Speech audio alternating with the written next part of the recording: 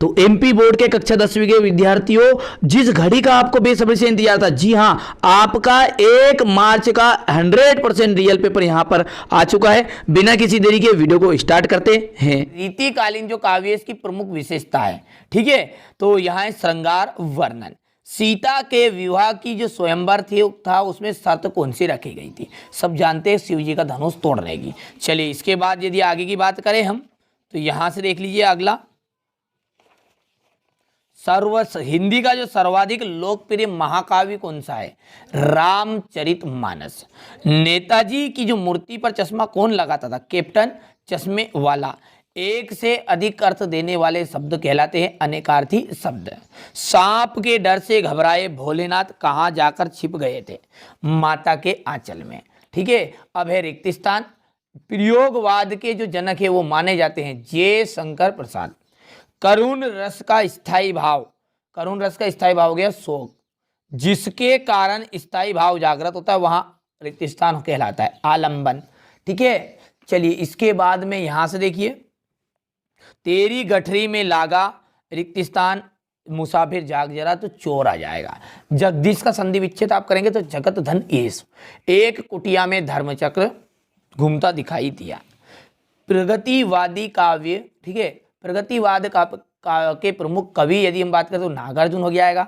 बात को यदि आवश्यकता से अधिक बढ़ा चढ़ाकर बात करें तो वो तो आएगा अतिशयोक्ति अलंकार। ठीक है, बाल गोविंद भगत, ठीक है, कबीरपंथी, यतीन्द्र मिश्र, ठीक है, यहाँ पर आ जाएगा नौबत खाने में इबारत।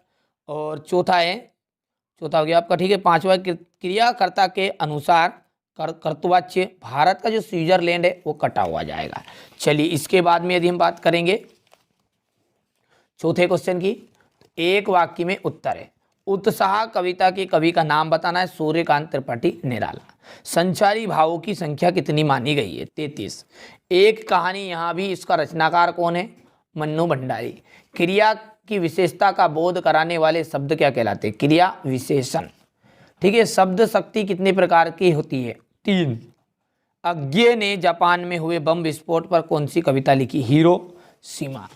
चलिए, श्री कृष्ण ने गोपियों को समझाने उद्धव को भेजा था, बिल्कुल सत्य बात है। मुक्त काव्य पुरवारों पर संबंध रहित, चलिए सत्य हो जाए, तीसरा सत्य, चौथा सत्य रहेगा, पांचवा सत्य रहेगा, छठे की बात करें तो ये आपका असत्य रहने वाला है। अब गोपियों को कृष्ण में ऐसे कौन से परिवर्तन दिखाई दिए कि जिनके कारण वे अपना मन उनसे वापस लेना चाहती है?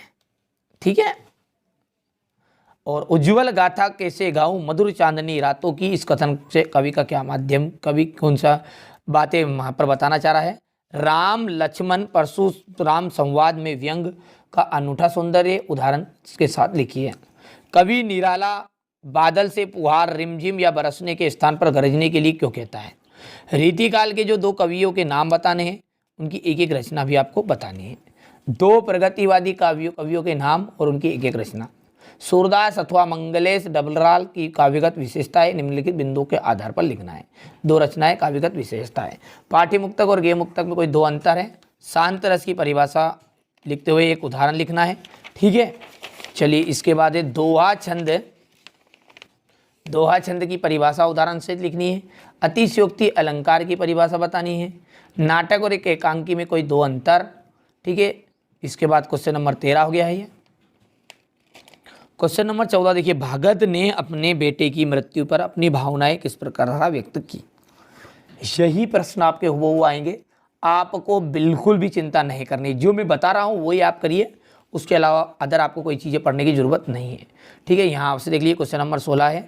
क्वेश्चन नंबर 17 की यदि बात करें, माता का जो आंचल शीर्षक है, इसकी उपयोगिता बताते हुए अन्य कोई शीर्षक सुझाइए। चलिए इसके बाद में यहाँ से देखिए, निम्नलिखित का संदर्भ प्रसंग सहित भावार्थ लिखना है। ठीक है, ये क्वेश्चन नंबर 19 हो गया आपका। ठीक है, और ये क्वेश्चन नंबर 20। और यदि बात करें हम क्वेश्चन नंबर 20 के बाद में 21 की, तो 21 वाला था, ठीक है, वो ये 21 वाला प्रश्न, ये इसका अथवा यहाँ पर देखिए 22, और ये रहा आपका अंतिम 23। यही प्रश्न आपके हुबहू परीक्षा में आएंगे। ठीक है, देखिए आपको पेपर 10वीं का एक बार देना है, ठीक है, मेरी इच्छा ये है कि इस पेपर को आप जब देने जाए आप पूरे उत्साह के साथ दीजिएगा। ठीक है, बहुत ही सरल पेपर आएगा, बिल्कुल चिंता नहीं करनी, पूरे मेरी जवाबदारी है आपको अच्छे अंक दिलाने की। जितना बता रहा हूँ उतना कंप्लीट करिए। 3-4 तरह के पेपर डाल रहे हैं, जिसमें से ये तीसरा पेपर था।